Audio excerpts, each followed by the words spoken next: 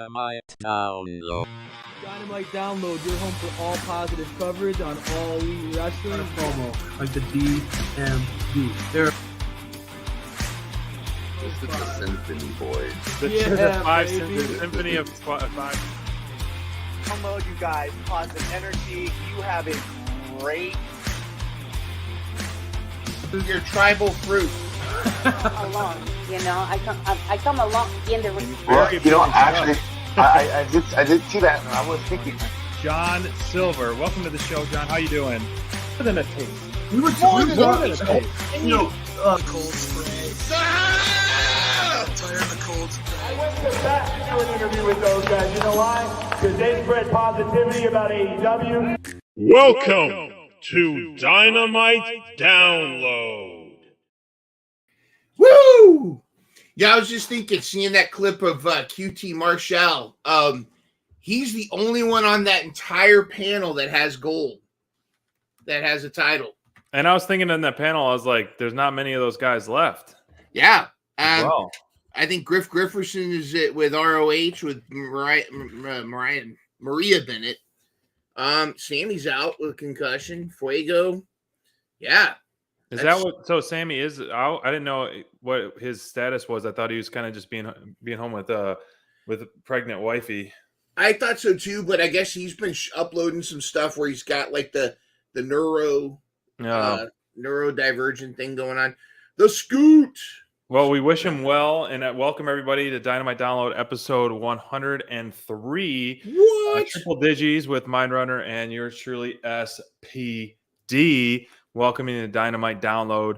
And I mean, it's fun looking at that intro and seeing my different hair lengths too. And that Thunder Rosa, it's like, it's still such a hot topic button that we can go time and time, dive deep in. But like, when and where is she going to be? And she still, gets teased in the vignettes and the intros once in a while. Yeah. And so I'm wondering when she's going to debut. But let's talk about what's actually happening. And Dynamite last night was a pretty eventful, packed episode.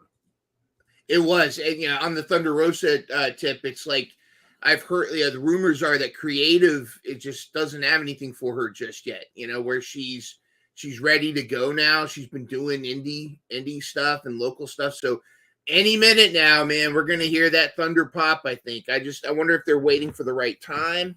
I don't know if they're waiting for some of these other storylines to come out. But I mean, we'll talk because I do want to talk when we get to the women's match. I want to kind of talk a little bit about the women's division overall, the good, bad, and the what in the world. But shout out to my Scully, to my Mulder, Courtney Holland. She's a good friend of mine, big wrestling fan. She's awesome. She would definitely join Team Heel. Crayfish. She is definitely I'm telling you, man, she's a comic book villain, but I love her. Yep, exactly. She's awesome. And of course, the Scoot is in the building. Yeah, I think he would be Team Babyface with me, SPD. So I think we're well represented so far.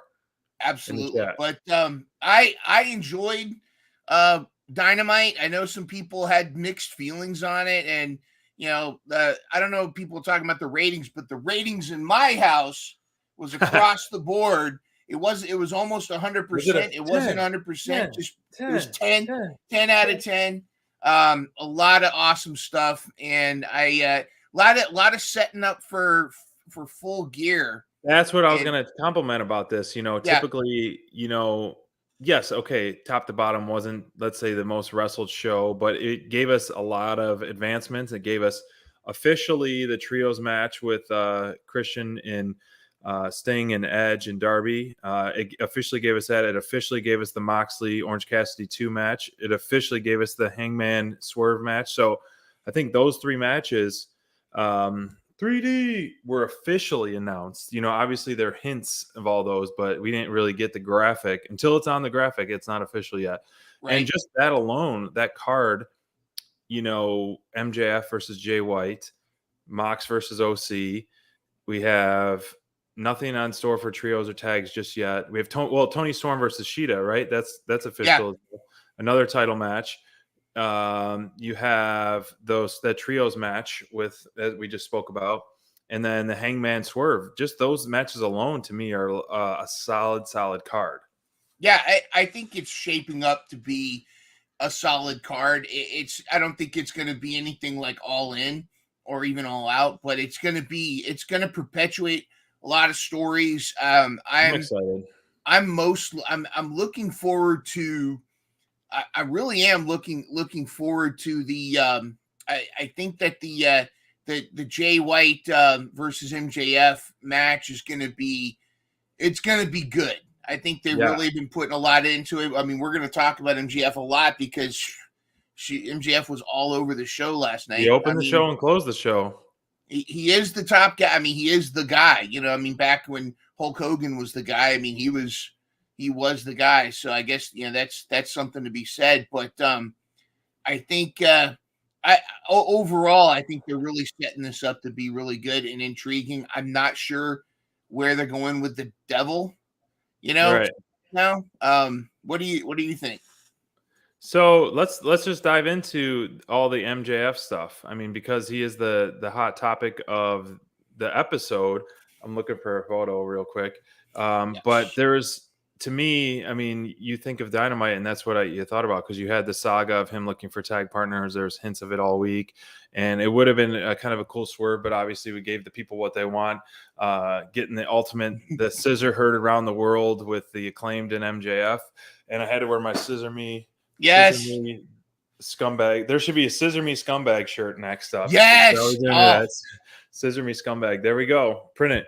We're gonna push that for shopaew.com. Scissor Me Scumbag.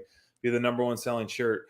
But this was I like the way this panned out for many reasons, because they weren't shy about sticking to the narrative of you have no friends, essentially. You made a lot of enemies no matter what you've been through, and sadly you almost, I mean, this is the thing that Wardlow talks about all the time.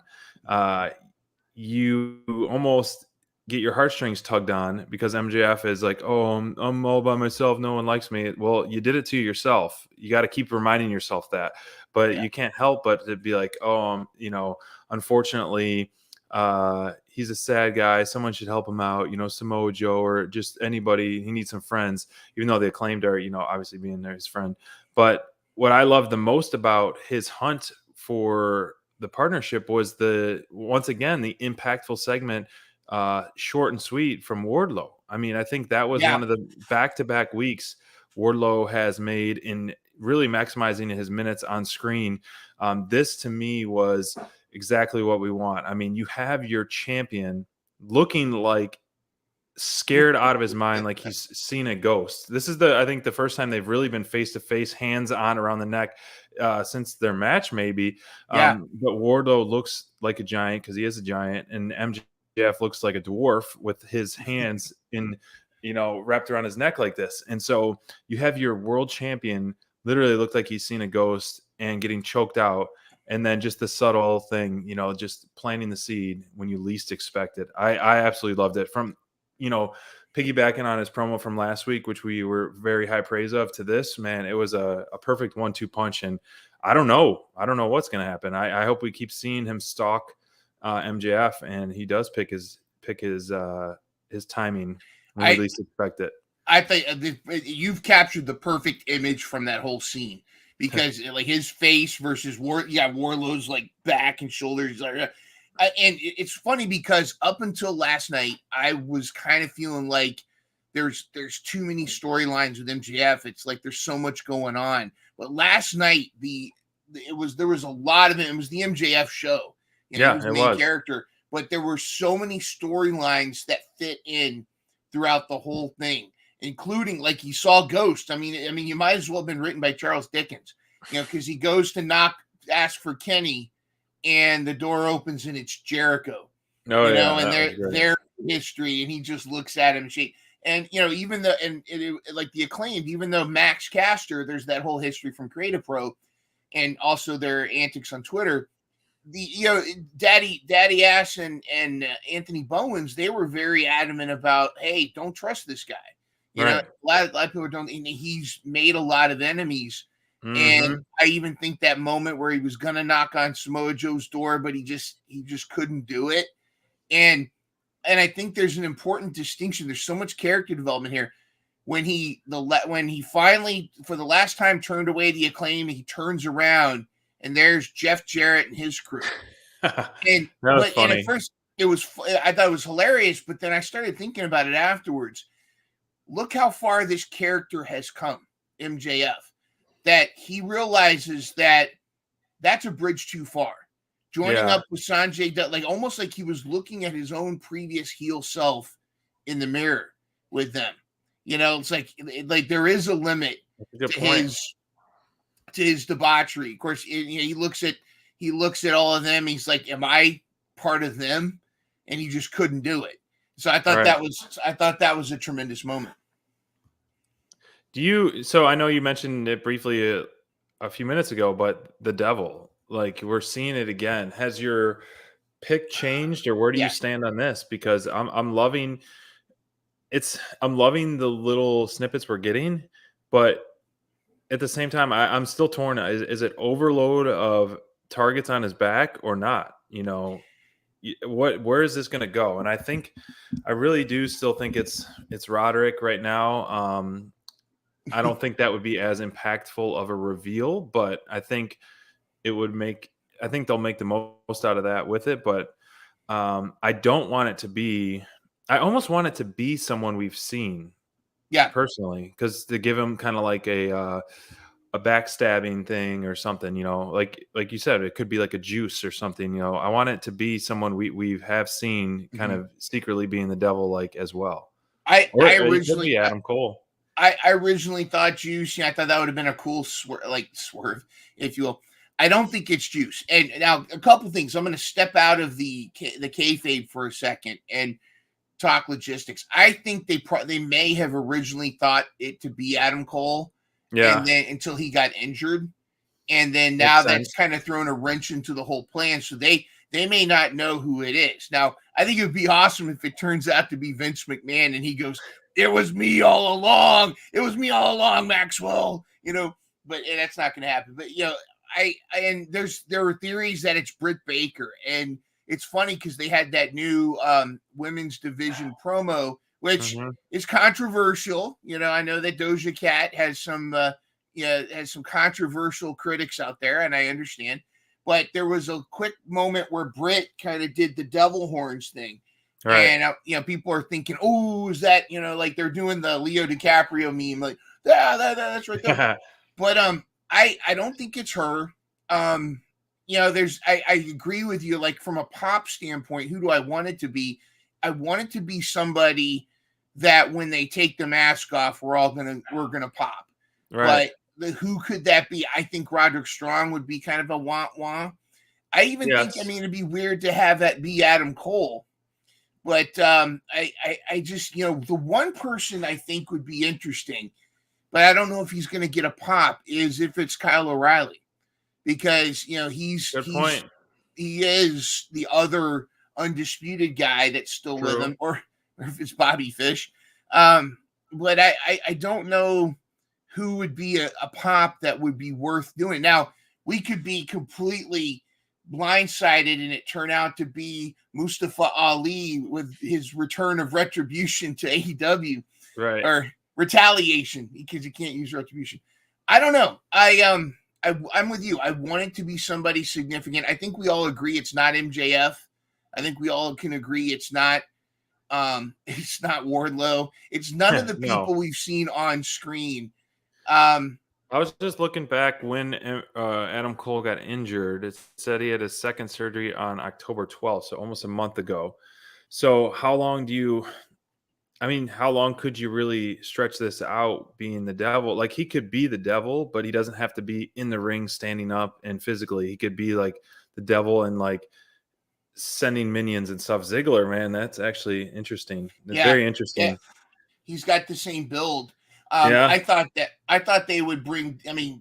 I would think they'd bring Dolph Ziggler in to team with his brother, but that could come later. Like the Hollywood hunks.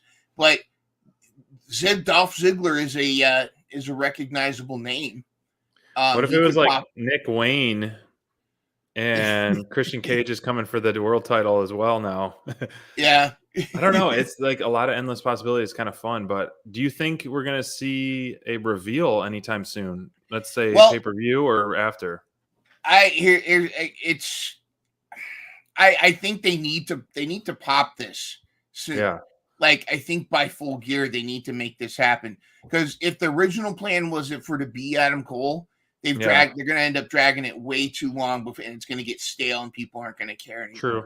But if they got to pop it at Full Gear, and I'm thinking after the match, then the Devil reveals himself, and it could be Ziggler. It could, and I still want to put Jack Perry on the ballot. It could still be Jack Perry. Okay. You know, shorter hair. Just now he's back. He's the Devil. Crimea River. You know, I think that's a possibility. Would that get a pop? I don't know. For our Full Gear bingo card, we're just gonna say that the Devil's gonna appear at the end of the episode, and then so we'll put that as like a little wild card bingo card for our Full Gear bingo card. But I think, do you think it's going to be a Devil reveal or a Devil sighting at the end of Full Gear, or a Wardlow? Do you think Wardlow is going to interview, or do you think Wardlow is still going to milk it a little longer? Actually, Wardlow should do it in New York, hometown. That's the prime time to really get it back at MJF. For MJF to lose the belt in his hometown at the pay-per-view on December 30th. Yeah. That really actually want to cut deep. Well, I understand that even Daniel Garcia now is calling out MJF. Yeah, so that. Like, I think what they're doing is they're setting up they're not to say his final run, but they're setting up his next few opponents for till the end of the year, and we are going to get that bidding war of 2024. But I think that I think Wardlow will be a factor. Samoa Joe will definitely be a factor. It's just going to be one. And again, I like the way I love that image, by the way. I like the twist that they gave Samoa Joe, where he's like, hey, I'll protect you, but give me the title shot. Because now he's more of an enforcer rather than another threat, where Wardlow doesn't even. I don't even think Wardlow cares about the belt so much, other than it's something else for them to take away. Right. But as far as the actual match, I thought was really good. My only gripe about the actual match was that I kind of wanted a moment where Max Caster and MJF were in a position to do the double clothesline, and Max Caster begs him to do it, but a scissor version. Yeah. And MJF just reluctantly wants to do it, and they finally do it, and it's like this moment. But I don't know. I thought the actual match played out pretty good. The main event, it gave us. It didn't feel. I mean, it had the main event hype, but to me, the match quality didn't feel like a main event for some reason. It seemed like a lot going on. 4-on-4 matches are challenging at times, in my opinion. Yeah. And I'm happy that they protect Jay White's finisher. Mm-hmm. Cody Rhodes with the same finisher. So many people kicked out, and he always has to do, it seemed like, 2 crossroads to win. And so they're really protecting Jay White's finisher, the Switchblade, which I think is smart. Mm-hmm. I was shocked. I think it was a rushed ending, and I don't know if it was timing wise or what, but I was pretty shocked with that ending. It makes sense for storytelling to have the Bullet Club still be on top, but the way it ended, it was pretty like, oh wow, that's it. But then they gave us the feel good moment, the scissor hurt around the world as well. So giving the people what they want. But yeah, I wanted more. I mean, there was the cat and mouse, the chase, and MJF trying to get what he came for, and the storytelling with Max, taking the bullet for his crush, essentially, and then Billy getting in the face, making him scissor. So it gave us a good feel good go home moment while still protecting the Bullet Club and giving us, more of an ultimate payoff at Full Gear with Jay White having the belt, and then MJF finally getting the belt back after not having it for months, or over a month it would probably be. Yeah, I think so. I could, armchair booker. Yeah. I probably would have booked a different ending. Like I said, I wanted that Max and MJF moment with the double clothesline. I thought that would be pretty cool. Yeah, and Scoot, I love that thing. Where Daddy Ass got in MJF's face and said, "You bet everything he's done for you. You better." I thought that was pretty cool. I agree with Raz about nobody thinks Jay White's going to have a chance to win at the pay-per-view, but I think there's going to be more coming out of that, and I think that's where we're going to see a lot of reveals. And yeah, I think that's where a lot of his story is going to play out. I think MJF retains, but I'm not so sure at this end of the world thing. Like you said, Long Island, New York, what's it going to be? I think that's going to be an interesting play out. Well, that's like, it's kind of, a lot can happen, because if his contract is literally up 2 days later, hold on, let me see what day of the week is. So that's a Saturday. So his contract would be up essentially Monday if it is January 1st. And then it's like, is he going to show up on Dynamite or not? All that stuff. Who knows? But that's a whole nother depth of the story, which is, only a little over a month away, 5 weeks after the Full Gear pay-per-view. So you got a lot of things to cram in for 5 weeks. Even though he hasn't really said about the bidding war on TV, other than the post-match commentary, I think that he's secure in AEW. I can't imagine him leaving especially after this run. At all. That bidding war is all kayfabe at this point. Yeah, he's still got to lean into it, but he knows. I'm sure he's already extended personally. But you got to play the storyline for it. From one White to another White, what did you think of seeing Paul White in the segment with the Don Callis family and the Alpha Omega on this one for a street fight in 2 weeks on Dynamite? We're not even getting this pay-per-view, so this is going to be on Dynamite. Okay, I've got thoughts on this. All right. Are they big? And I've read the internet, and I've read a lot of social media. A lot of people rolling their eyes about Paul White, and my watch party, we kind of had the same reaction. Because Paul White, his mobility is very, very. He's not the big show. He's the big slow. But having said that, here's the thing: he's a wonderful human being. Of course, and this kind of goes back to what AEW, one of the things AEW does best.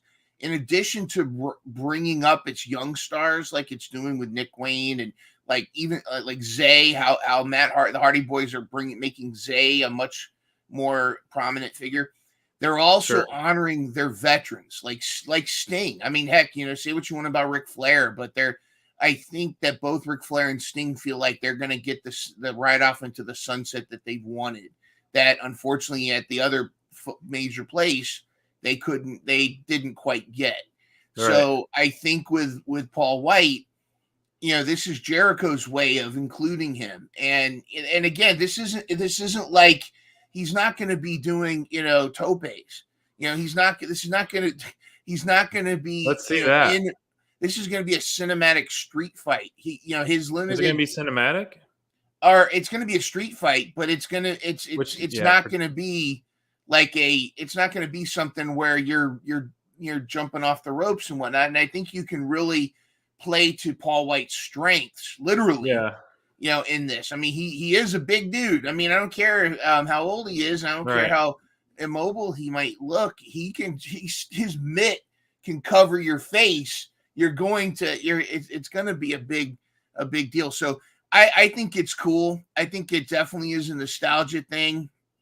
It'd be interesting to see how Kota Ibushi is now versus how he looked at the Blood and Guts. And but I think this is the right, and I think both Kenny and Jericho are kind of doing both of their friends a huge service by this. And I don't want to make it sound like a pity thing, but I think it's going to be a good match. I think it's going to be entertaining. They're going to play to everybody's strengths in it, and I think it's going to be tremendous.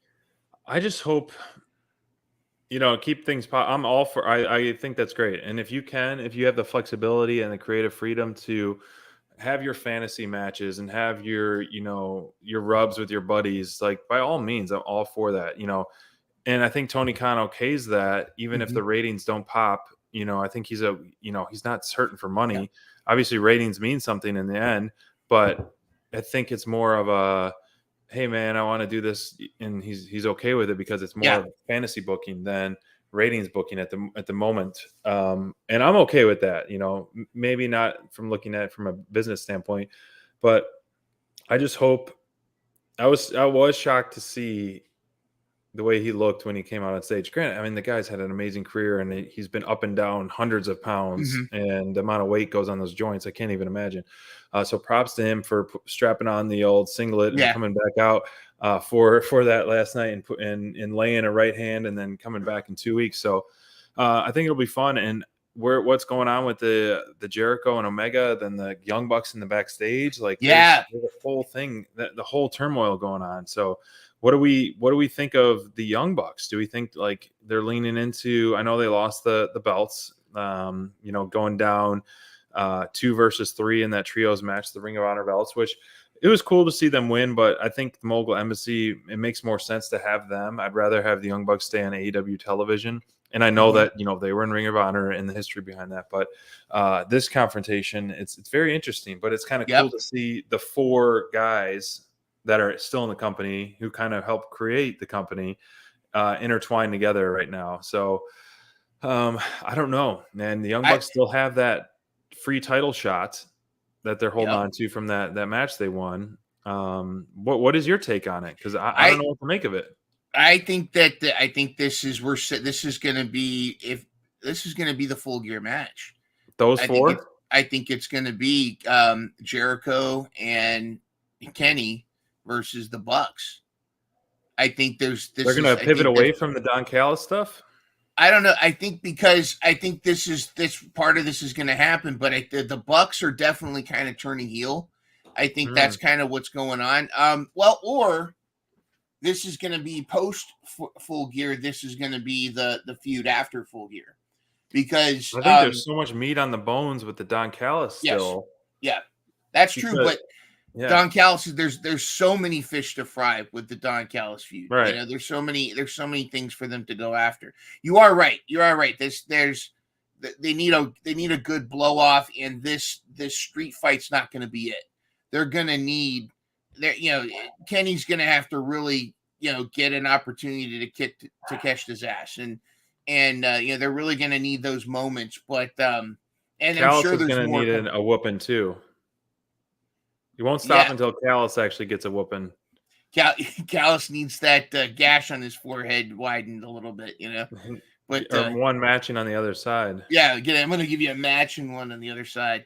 Yeah, I don't know, man. I do see the Bucks turning heel, and it's interesting how they kind of had that trios match was kind of last minute, but it was almost like, hey, we got to get the ROH titles off of them ASAP so that we could start moving.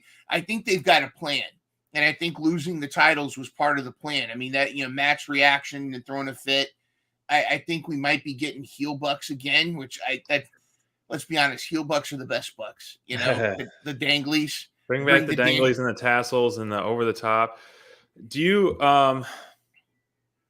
what do you think's going on to kind of? We haven't had a true BTE recently either. Yeah, what do you think's going on with that? That's strange. It's mostly clips. Yeah, I don't know if something's going on with them. But they've been participating. They've been doing their little their moments. I don't know if this is a new direction that they want to go in, or they're trying it. Or maybe they're just testing to see which segments are popular. Maybe they're going to try to go in a different direction instead of a full BT episode. They're going to go more with shorts and short clips and stuff. But I don't know.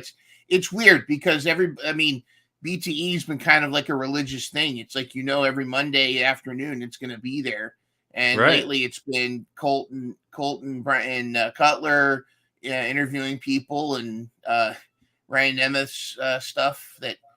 I don't know. I miss the old bring the Dark Order stuff back, bring the BTE championship shenanigans back, and obviously the same Young Bucks stuff, and it's fun. I mean, you don't have to go too far.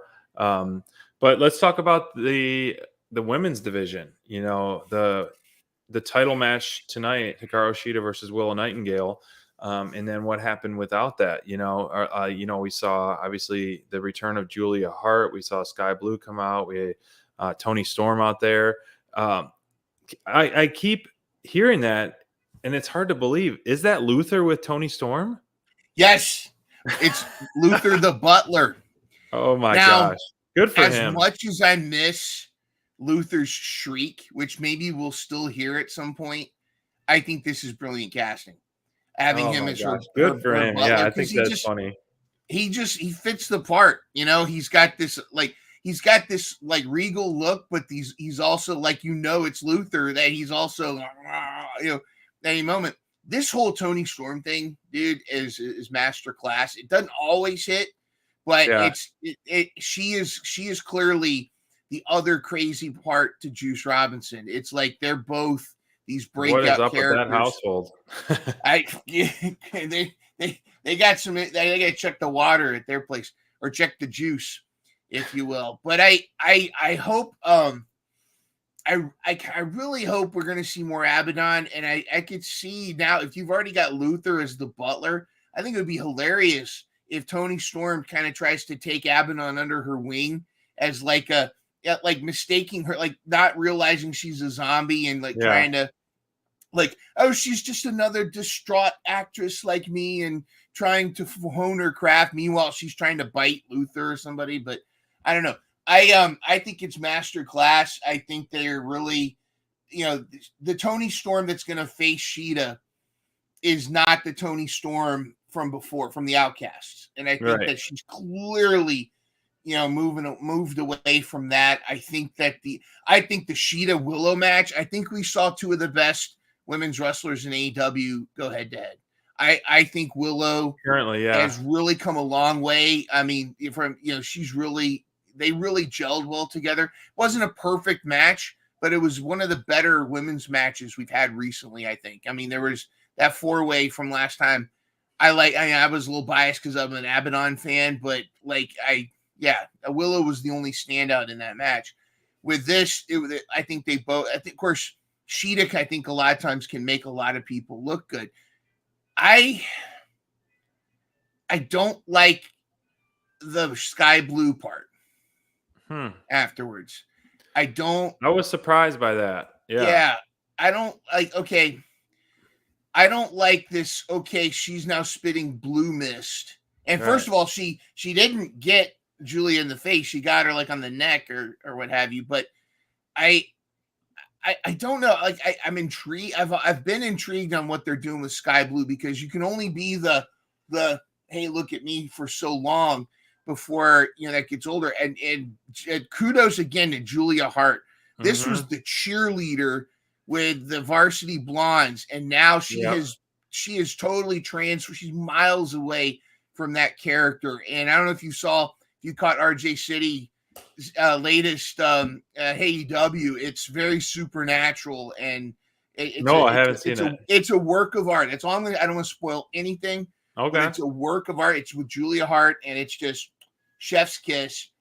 Julia Hart is and she's great. She's gotten a lot better in the ring. I mean, she is that natural. Of course, she is, yeah. But she's so much her character is the best. She's just really embraced this House of Black character, and I think it's just been tremendous. She's such an asset to that whole group, and it's really made her a major player in the women's division. But I like Sky Blue, but I feel like if you were gonna, I think this is one of those situations where they're not sure what to do with her, because they were kind of turning her heel, but then she spit blue in Julia's face, and so it's going to be a spitting contest. I think a more compelling storyline would be fighting for Sky Blue's soul. Like you've got. I mean, look at the polar opposites. You've got Julia Hart, the Stevie Nicks of darkness, and you've got Willow Nightingale, who looked like she essentially smiled her way out of that corrupt eye. I don't know. What are your thoughts? I think there should have been more to the teases of her being tainted or whatever. This to me now tells me she's back to her normal self of Sky Blue.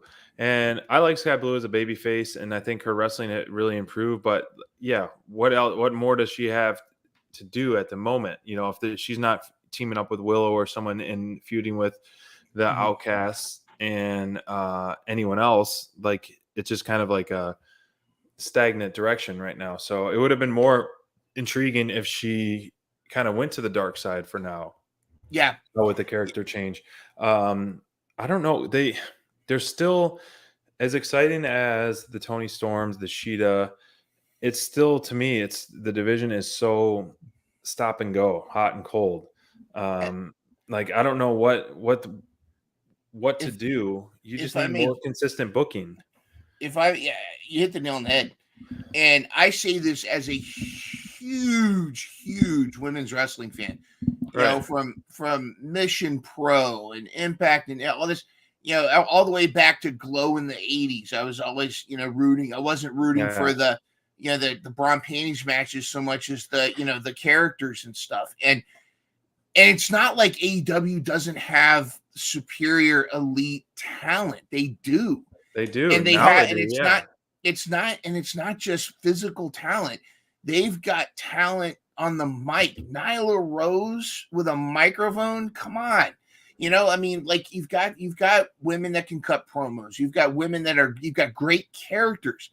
Abaddon, Sheeta, there's so many characters out there. Emi Sakura, I mean, her story, it's so sad that they're ignoring her story. She was in tears when she was at Wembley Stadium because we all know Emi Sakura's idol is Freddie Mercury.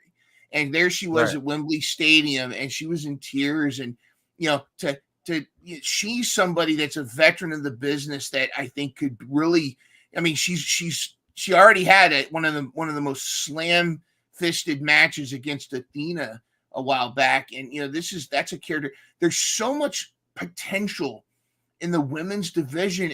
But it almost seems like creative doesn't have anything or doesn't know what to do. I mean, and I really am going to be sad if Abaddon is completely regulated to just a Halloween gimmick because there's so much you can do with her. You look at this, right? I mean, yeah, I know there's injuries. Jamie Hayter's out. I know Bunny was questionable. Layla Hirsch is killing it in ROH. That's cool. Kira Hogan's over there, but like there's so many other opportunities. Nyla. I don't know what's going on with Penelope Ford, but you could be building stories, even with injured wrestlers. You could be building stories. And I can't believe we never got, even in some variation, that we've never gotten that Outcast versus OG's blow off that we should have gotten a long time ago. This is a shame is the Serena Deeb, no matches in 2023. I don't think she's injured. I think, and I don't know what's going on. I mean, I don't know where she dropped off the map for a little bit. And it goes back to her thing. So look at that. You have two MVPs, in my opinion, Thunder Rosa, Serena Deeb, 0 matches in 2023. Red Velvet? Look at anyone else. Like, I mean, I liked what Penelope Ford used to do in the ring as well. And Layla Hirsch. And, you know, those are good additions to the AEW roster that we haven't seen anything. Layla is in a lot of feuds in Ring of Honor. She is crushing it there. But and Diamante and Mercedes Martinez have got a really awesome feud with Athena and Billy Starks. I mean, there are some things that, in fact, I hate to say this, the women's division in Ring of Honor is superiorly run compared to the AEW women's division. Like Athena is killing it. I don't want to say Athena's carrying the ROH on her back, but she's definitely like at the core of that whole audience. But like Paige Van Sant, what is she doing on the roster? She's just doing, you know, like bikini photos. And I mean, is she have any plans to come back, or is she just riding a 4-year contract or something? You know, where there's so much potential that's just being left on the table. To bring her back up, I love that what was the guy's name? The true heel with the combat or who owned the company? Not Don Callis, but he was there. Don Callis. Yeah, I loved that time. Why can't I think of his name? Dan Lambert. Dan Lambert, yeah. Dan Lambert. I think he was an awesome heel and awesome on the mic. He was very smooth on the mic and comfortable, but he was just someone you just wanted to boo the heck out of, and I think he did so good. So that was a good time, and I think that ship's done for now, but I like that kind of angle they went with that, almost like his minion invasion essentially. They do need a lot of help in the division, and I don't know where it starts. I don't know if there's a master booking sheet that they're waiting for people to get healthy or what. I have the solution. The solution's obvious. I mean, I don't know why Tony hasn't thought of this. Let me run the women's division. I mean, come on. I know. I mean, let's be honest. Of course, the women in the women's division, they totally want a guy telling them what to do, right? Yeah. No, but I think I don't know what's going on, but there definitely needs some there's storylines just waiting to be happen. And the fact that like Tony Storm could just get over so much with just this character shows that there's a hunger for that there's a desire for some great storylines. A shameless plug for my armchair booking. I think Marina Shafir is, in my opinion, one of the most bland packaged characters right now in the women's division, but also has a tremendous potential. And she's one of those wrestlers that I don't think she's ever going to be good on the mic, but she's some like would you put her like in as make her kind of like a hook, and they may have blown the chance, because that's one of the things that drives me nuts with AEW. Is a lot of times the debuts are kind of lackluster with a lot of these wrestlers. It's only over time when they figure out what to do with them that they start to take off. But I don't know, man. I don't know. Let's shift gears to here. Let's talk about this, since you are you like drinking juice essentially. Orange Cassidy versus Claudio Castagnoli. Not that kind of juice, but the orange juice. The tribal fruit. Exactly. Kicking off Dynamite, and in typical Orange Cassidy fashion, in a match that starts the show hot and a very well wrestled match. And I think he has been continually putting on some fantastic title defenses. This one versus Claudio, I could have easily been convinced if Claudio could have dethroned him. I mean, he really dominated him strength wise. I absolutely hated the finish. As I typically do, any kind of roll up finish, any kind of just cheese. Like the spot was cool where he jumped off was going to pump him up for the uppercut, and then kind of turned that into like a jump off the chest Hurricane Rana. But the pin just seems such like a cheesy little weak way to get a win. And that's the biggest gripe on any Orange Cassidy matches is his lack of finishers. He's like the sneaky little thief stealing these wins from the bigger guys. I mean, I guess you have to when you're a smaller guy, and someone against Claudio or Mox or anyone like that, you have to kind of try to steal a win as sneaky as possible. But I did really enjoy this match. It got a lot of time, and it was a great back and forth. You saw some great strength displayed by Claudio. Yep. Followed up by setting the stage for OC versus Mox too. Yeah. About this match, what I loved about this match was it was a true synergy of their individual character styles, because we had a lot, like every wrestler has their like, just like in a video game, they've got their signature moves. You can almost like up, down, down and do their move. But what was cool about this was they matched their moves together so well. Like there was the spot where I think Orange Cassidy came down and ended up in the swing, ended up being spun around, or there was in the headlock too. Yeah, the headlock, and then there were so many moments where this is when Orange Cassidy's doing this. Oh wait, Claudio countered it. Oh, and then here goes Claudio. He's going to do the Ricola. Oh wait, Orange Cassidy did this. And to me, I thought that was art. That was tremendous, because it was like it really played with our expectations. I was with you. I thought, is Claudio going to beat Orange Cassidy? I mean, we kind of, non-kayfabe, we know that Orange Cassidy got the belt because of the injuries, but of the other wrestlers. But I think that this was a match that was, I dare say, match of the night because of the way, the physicality. Claudio can really make a lot of people look good, but when Claudio wrestles smaller people, he looks like a beast. Like he's just like he's this like inhuman steel specimen that's just destroying people.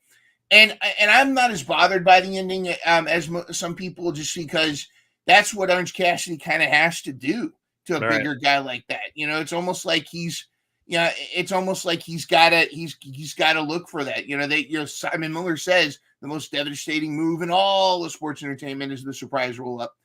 But I don't think we're going to get that kind of ending with Moxley.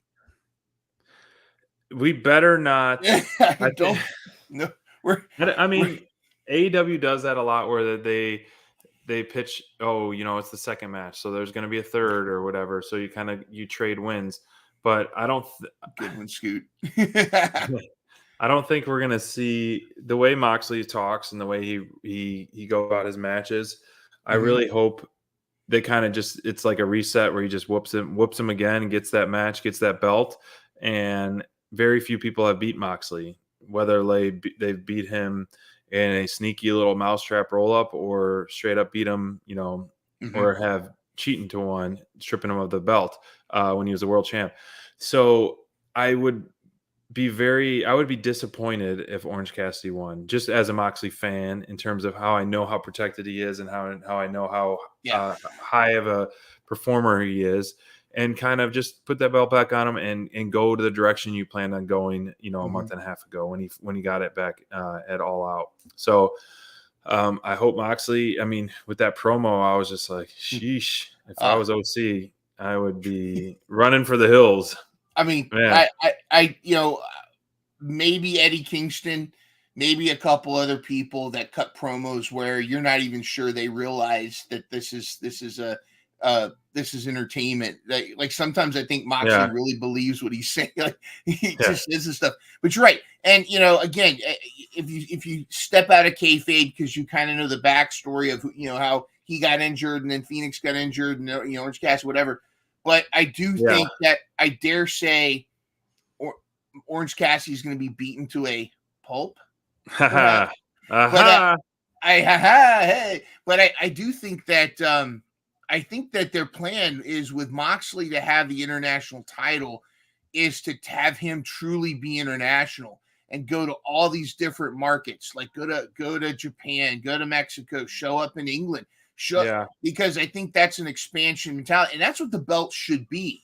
And that's what I thought Pac was going to turn it into when he had it, is truly make it this international belt where you're just you're showing up and defending it everywhere, because that just spreads that AEW and it legitimizes it. And who better to put it on than Moxley, who's got he's got a relationship with all these other places. So I think that I think that's the plan, and I'm here for it. You just think about the star power right now. If you have Moxley win the belt, you got Moxley, Christian, and MJF as your men's champions right now, and that's like, to me, that's a strong gold wearing champions, and a very fun too, and very different as well. Well, MJF and Christian kind of were going hand in hand if they're both heels, but now you have like a tweener Moxley, a true heel Christian, and then the true babyface now, the mark MJF himself. I'm excited to see how the rest of the Full Gear card shapes up. But like I said earlier, I'm pumped with all the title matches and all the current matches that were already announced. And Saturday, I was looking up, writing things down. We got already announced, the 69-day celebration for the Acclaimed. So it's National Scissor Day, National 69 Day. So we're going to be scissoring on 69. And I wonder, like I said earlier, we need to have a Scissor Me Scumbag shirt. Maybe they're going to make one have to clip that from earlier, and then I'll tag MJF and the Acclaimed and see an AEW and see if they come up with that And then you could put a little Burberry armband here or something. Yep. Oh, and the ring, and put the little pinky The ring. ring, yep. You got to have the diamond ring. Yes. Yeah. And then you have AR Fox, who put on an awesome show last time we saw him recently. He's always incredible in the ring to watch, in my opinion. I wish he stayed with Swerve personally, but because I thought that pairing was pretty cool. But we're seeing Swerve versus AR Fox going head to head on Collision, and then our guy Lance Archer going against Darby, which I'm excited for. Yes. For that one, first off, just to see Archer on Collision, which I think that's exactly where he belongs. I think Archer is a guy who would thrive on Collision with his no nonsense, everybody dies stuff. So to him, I believe this is his Collision debut. Correct me if I'm wrong. But it's an actual nice marquee match. But so often do we have Darby versus Goliath, and Darby coming out on top, unless we see some shenanigans and Archer does come out on top. I would have Lance Archer go over Darby legit. I mean, there is still that hint that he's still injured, even though he didn't look injured last night. But I don't know how he's not injured after doing that backflip on the little tricycle too. Yeah, like that. I mean, he's got to be. He's. I think he's broken every bone. He's broken more bones than Evil Knievel at this point. But I think again, this is one of those things where it's like you have this monster truck in Lance Archer, and you've got this arena full of mud, and you don't know what to do. Like, I'm sitting here thinking I would have, and here's, okay, I know I originally had Wardlow as the plan. I'm Wardlow's got his own story, MJF. Here's my plan. You ready for this? All right, let's hear it. All right. CJ Perry takes an interest in Murder Hawk Lance Archer. Wow. So up to this point, she's been interested in these goody boys, Action Andretti and Nemeth and all these other guys. What's going to happen if we end up with Lance Archer versus Miro? More meat, slap meat. But see, Lance Archer needs to win legitimately, and I would say destroy Darby, because here's the thing: as he should. The match is already booked. He's already going to be one of three going up against. It's already going to be part of that. You can still have Adam Copeland and Sting come out later or whatever. But Lance Archer needs to just destroy him. Let Darby get a few licks in here, but Lance needs to be the monster that he is. He's the when you hear that countdown, it needs to be, oh crap, here comes Lance Archer. Yeah, not like another Lance Archer match. He's gonna beat up he's gonna squash a Niho. This is a guy who beat Mox. Yeah, exactly. He like one of my favorite matches of all time was his match with Hanger, the Texas Death Match, when Hanger did that buckshot lariat over the ref's back. I mean, that kind of stuff is crazy. So, and the fact that he has been like so much more successful in Japan, where they kind of know how to use him.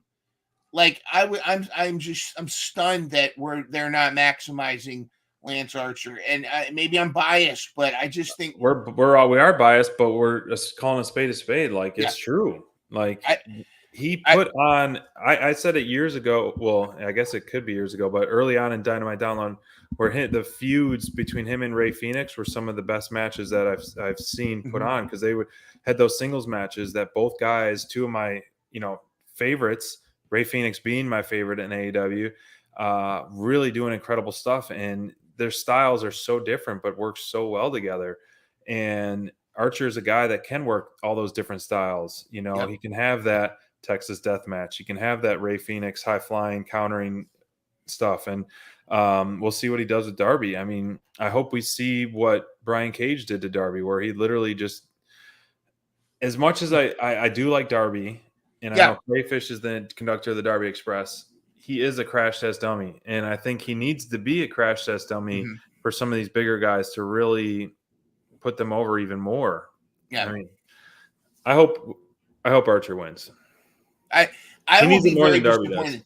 I will be. Here's my kind of thing. I love AEW. I'm AEW till till it's over, AEW brought me back as a wrestling fan, and I'm not against WWE because they got some really good stuff going on over there now. But Yeah.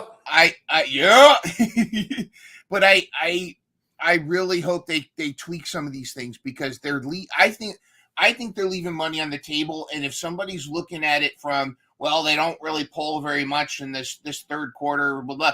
It's the cart before the horse. You create superstars that draw money by storytelling. Right. If you had this monster Lance Archer, yeah, you have him squash a bunch of more Nihos, but then start having them squash some legit scalps. Darby, then maybe have him squash a bigger guy. I mean, have him go over on some people that you're surprised he goes over on, so that you're really questioning when he finally shows up to challenge so and so for the TNT title or whoever. There's a legitimate threat there. You're not automatically doing the math in your head and going, okay, he's not going to win. You got to really wonder, is Lance Archer going to watch? Just like when he won that the Japanese US title from Moxley, right? Didn't he when he won that title like that? I popped so hard for that. It was like I was so glad that was finally like this is they're using him the way he should. And I like this. Scoot. Ooh, all right. Big deal. Archer would be good in a tag team. Mm-hmm. Oh, what if instead of Suzuki Gun, do you put him with a smaller guy and then have him go against Starks and Big Bill? Do you find a smaller guy like an Action Andretti type guy, or do you put do you have? I think you need to have a smaller guy because you can even have the Archer's arrow. Like he throws somebody like he throws somebody at him and they do some kind of Archer's thing. arrow. I like that. Yeah, I'm looking at the roster right now. Who would I want to pair? Tell us in the chat. It looks like Scoot's got the new skyscrapers, Archer and Big Bill as a team. I don't know. Tell us in the chat who would you have Lance Archer team with? Who would be the new Archer gun instead of Suzuki Gun? I'm looking at the. I mean, it would be pretty cool, but Bandito. That would be cool. Or Commander. Archer. I'm just looking at guys that I haven't seen in a while. I'm a big fan of Bandito.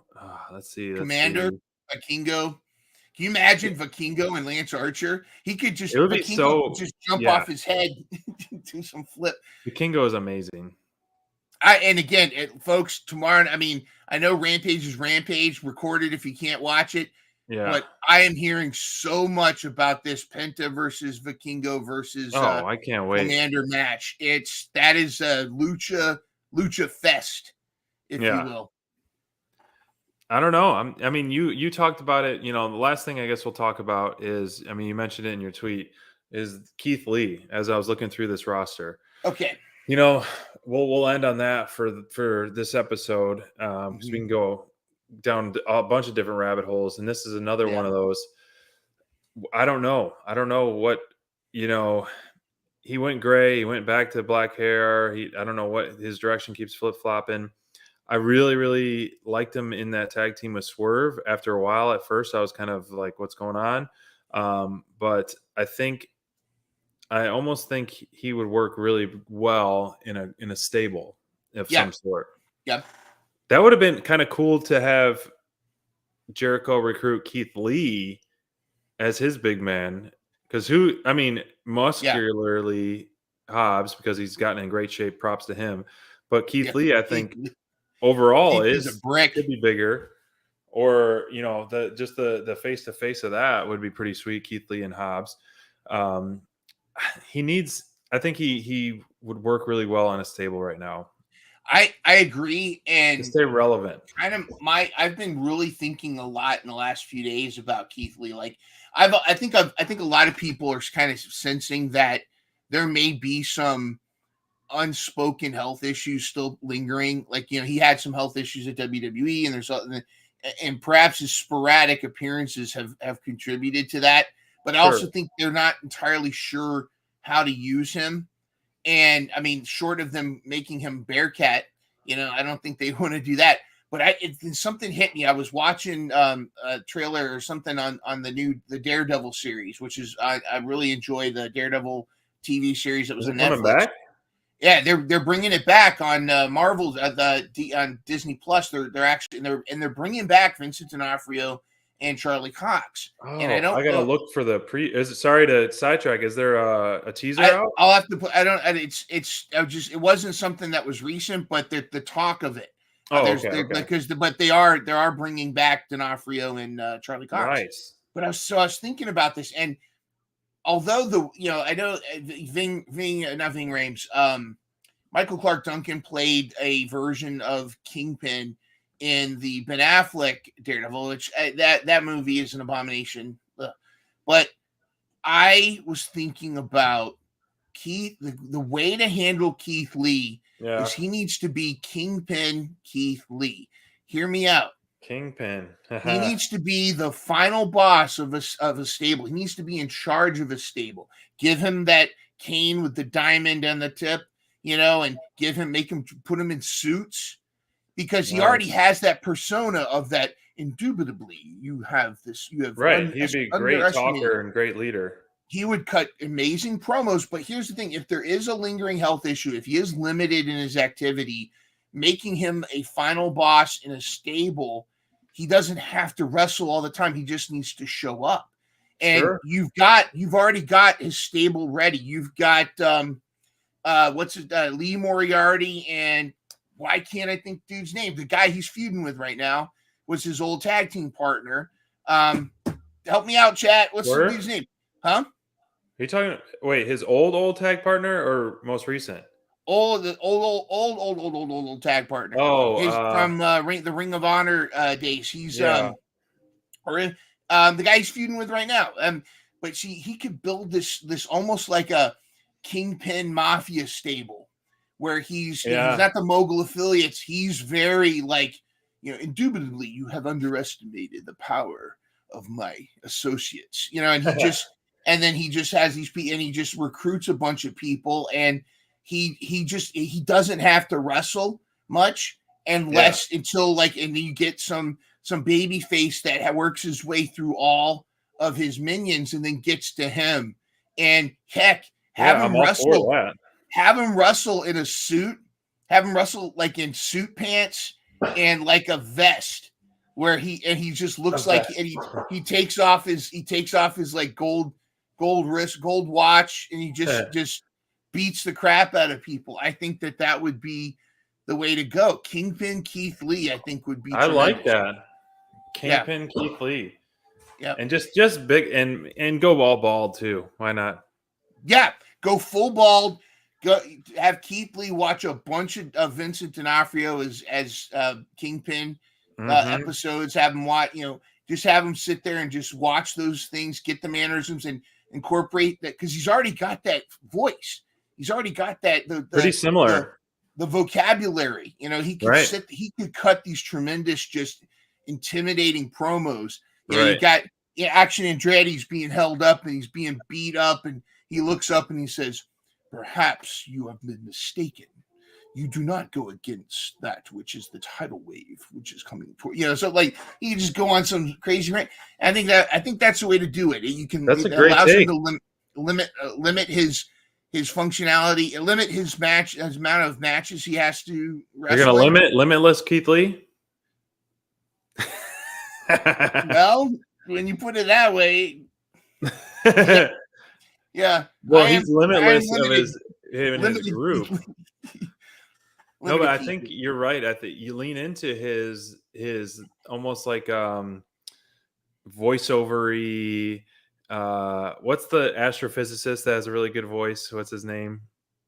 Well, I was thinking Morgan Freeman, but you're probably thinking of Carl. Is it Carl Sagan or no? He's like a astrophysicist guy who has a what's his name? Well, I'm terrible with names tonight, man. Oh gosh. Who's the scientist guy? I know you're talking about. He's got this meme, right? Yeah, I'll figure out his name. It's the scientist guy. Oh, Neil deGrasse Tyson. There you go. I was thinking that kind of voice. Like he's got that. almost like announcery / he could narrate a documentary, but it's like you're hooked by just him talking because the way he presents him talking. But I really like that Kingpin take. You should post a little clip of that, or post that online and throw it out there. Thank you, Scoot. Yes, Neil deGrasse. We're drawing blanks there, because you never know. You throw things out there, and QT might see it, TK might see it. We start tagging them, and they have a creative idea, and then sure enough, next week on Dynamite, you see Kingpin Keith Lee. I know that people would refute this, but I made that poster of Kill Brit with Thunder Rosa in the Kill Brit outfit, and later on she showed up in the Kill Brit outfit. So when she faced, I think it was Mercedes Martinez. So yeah, they're watching. They're paying attention. I know they're tuning in right now. I mean, MJF he's tuned in before. Others have tuned in before. You never know. Small fish in a big pond, but quality over quantity, I guess, right? Exactly. And reading the chat, just shout out to Scoot, and this is for Oscar. Yes, cheers to Oscar. Cheers, Oscar. And it's very difficult. So thank you for. I'm glad we're here for you this week and be able to tune in and kind of get your mind off it, enjoy some wrestling, and chat along with us on our Dynamite download. We got 2 great shows. I'm actually going to be tuning into Rampage tomorrow, probably live, because I'm a big high flyer mark. It's not my number. I don't know what my top wrestling. I do like a strong style, and I like high flying, and I'm a huge Lucha Brothers mark. So, and I got the chance to see Vikingo and Commander live in person at a little like high school gym back in October, or was it October? Like over a year ago. And it was either over the summer or over a year ago. I can't remember. They're blending the dates, but I got to see them together fighting one-on-one. It was supposed to be a trios, but the third person, I don't remember who it was, had travel issues. But those 2 just lives, it was absolutely insane. And they do way more stuff on TV, as they should, because a bigger audience. But it's just absolutely incredible what they do. And of course, Penta being Penta, man, the guy, I can't wait. I absolutely can't wait. It was great, to bring up Penta, him versus Jay White, where he took his shirt off and they were going chop for chop. Dude, you don't want to go down that lane with Penta. Well, see, here's the thing. That was actually an important moment, because so many times have I seen Penta in a chop fest, and he's wearing that vest, and I'm always like, well, does it really hurt him as much because he's wearing that vest? But when he did that, it was like, oh, it's on. I mean, it wasn't exactly Eddie versus Suzuki, but it was a chop fest. That's another Penta. Who do you think real quick as we wrap things up, off the top of your head, top 3 choppers in AEW? All right, I'm going to ask you this. Who is the last person you would want to take a chop from in AEW? I would take a chop from Eddie before Penta. Huh? Just one chop? 10 chops. Oh, 10 chops. Let's well, say that's 10 different, chops. because you could have like Paul White, 1 chop. Obviously, you don't want that. Do you remember Shaquille O'Neal when he wrestled Cody and he chopped his chest and there was this giant handprint on Cody's chest? I still remember that. That was the best. Paul White excluded. Yeah. I'm thinking like not so much the 1 chop is going to hurt, but your chest is going to be like blistering and bleeding by the time you're done. I think so. I'm a sucker for chops. I love a good chop battle. And to me, I think Kingston has the stamina. That's what makes him so appealing in the stamina and quantity. But to take 10 chops, the person who I would not want to, based on the quality and the beefiness of the chops, would be Dax the Axe. He delivers some thick, hard chops that you could almost feel if you're in the audience, man. So Dax the Axe is probably the last person on the AEW roster that I'd want to take a chop from. A close second would be Penta for sure. Yeah. Eddie, I wouldn't want to be in a chop battle with because I could not outstand his stamina. Oh, he does that machine gun chop. Yeah. And, going back and forth. He's easily had chop battles with 50 plus chops trading back and forth. So that's mine would be Dax the Axe. What about you? Yeah, when that you bring up Dax the Axe, I would put him in the top 5, top 3 probably. Yeah. Mox is probably the one I could see putting the most stank on it. Eddie's so good at it. Yeah. Penta would be good. If it was going to be from the women's division, I think Emi Sakura's probably got the best chop in the game. Just like her body core and torso, she just can like that. But I think I probably would have to say that and Raz brings up Kenny Omega. Like, Kenny's a chop guy, and so I'm gonna say Mox is probably top. Okay. Because of he'll put a lot of theatric, he'll put a stank on it. Yeah. But then again, Eddie probably would think that it's a real fight and not pull any. He's not going to pull any chops on me. Right. It's funny. I keep trying to say wrap it up, but like where Eddie Kingston when he fought CM Punk, I think it was a pay-per-view or something. I was like, that was one of our wild card bingo things. Like how many chops? And Eddie had his hands taped up, and he didn't deliver CM Punk any chops. I think it was probably maybe CM Punk's like, you're not doing this to me. Yeah, so that doesn't work for me, brother. It was a chopless match from Eddie. I was very, very shocked. I can't imagine Eddie ever having a chopless match. All right, and one of my favorite clips of all time, and I actually made a gif of this, and I'll try to post it on Twitter under Dynamite Download. Yeah, is there was a match long before either one of them were on any major shows. It was Eddie Kingston versus Gunther, who's at the time he was Walter. At the time he was Walter, and Walter does this chop on Eddie, and you can see Eddie's soul leave his body. But what's so funny is it's like his body is collapsing, but Eddie's face, like he's so stubborn and so full of anger that he refuses to die. But you just see like he's trying to fight back, but he's just collapsing. But you just see this "fuck you" on his face, and he's just got this but he just collapsed. I'll post it, but it's such a tremendous moment, and it's because, that's a guy I think in all of wrestling, Walter, Gunther, what have you. He's probably the one I would hate to take a chop from out of anybody. Agree. I think when he was growing up, he had to chop his own meat. I think he had to, he had to go into the freezer and cut himself a steak with his hand. Yeah.